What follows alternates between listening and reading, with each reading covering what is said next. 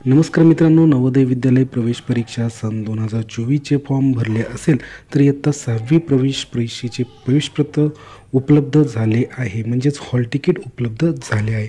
ते कशाप्रकारे डाउनलोड करायचे आपण या व्हिडिओमध्ये पाहणार आहोत। त्या अगोदर तुम्ही जर या चॅनलवर नवीन असाल तर प्रथम चॅनलला सबस्क्राईब करून पुढील घंटेला प्रेस करा, कारण अशाच प्रकारच्या नवनवीन व्हिडिओ तुमच्यासाठी कायम आणण्याचा प्रयत्न करत असतो। तर चला मग आजचा व्हिडिओ आपण सुरू करूया।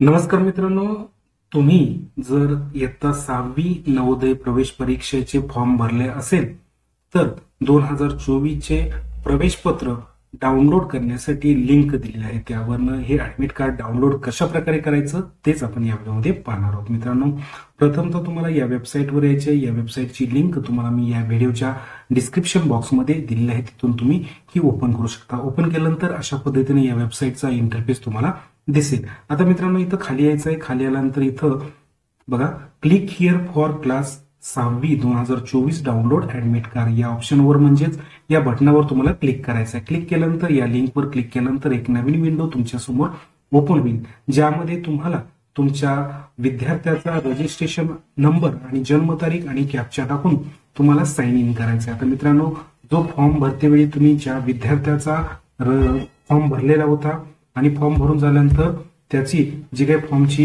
प्रिंट होती ती प्रिंट काढून झाल्यानंतर त्याच्यावर तुम्हाला एक रजिस्ट्रेशन नंबर तुम्हाला दिलेला आहे। तो रजिस्ट्रेशन नंबर न चुकता तुम्हाला इथं टाकायचा आहे।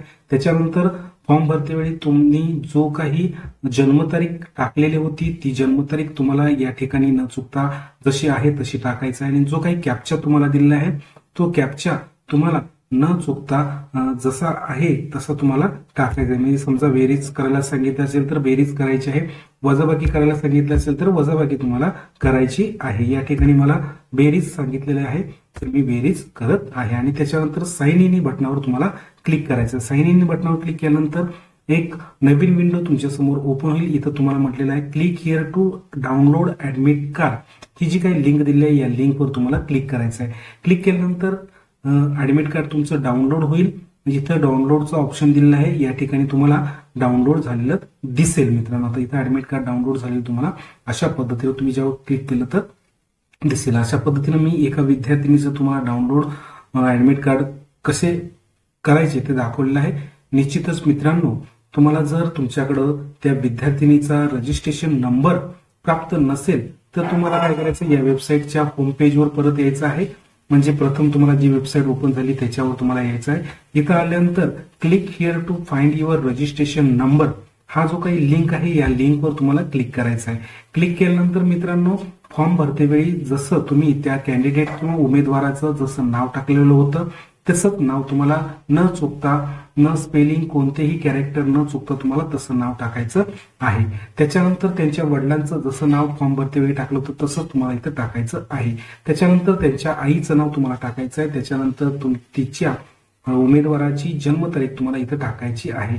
त्याच्यानंतर ही सर्व माहिती भरून झाल्यानंतर जो काही कॅप्चा दिलेला आहे तो कॅप्चा तुम्हाला जसा आहे तसा तुम्हाला टाकायचा आहे, आणि सर्च रजिस्ट्रेशन नंबर, त्यानंतर तुम्हाला तुमचं जो रजिस्ट्रेशन नंबर आहे तो नंबर तुम्हाला दाखवला जाईल, तो लिहून कुठेतरी ठेवायचा आहे।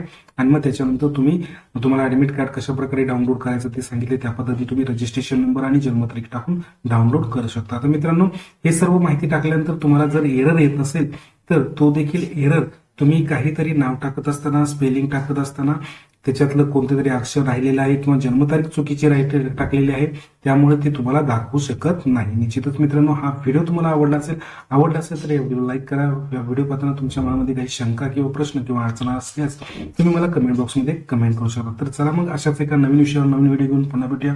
तोपर्यंत धन्यवाद। जय हिंद, जय महाराष्ट्र।